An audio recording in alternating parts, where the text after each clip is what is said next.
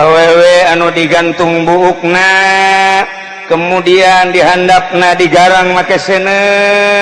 ieu otakna embun-embunana ngagolak sene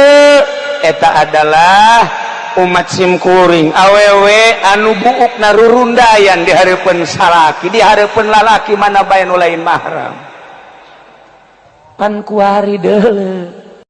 ari eta nu digantung lisana ya Rasulullah wa amal muallaqatu bilisaniha anapon cek Kangjeng Rasul awewe anu digantung lisana kemudian lak-lakana dicician ku cai panas fa innaha kanat tu'zi zaujaha eta mah awewe anu sok nganyerikeun lisana ka salakina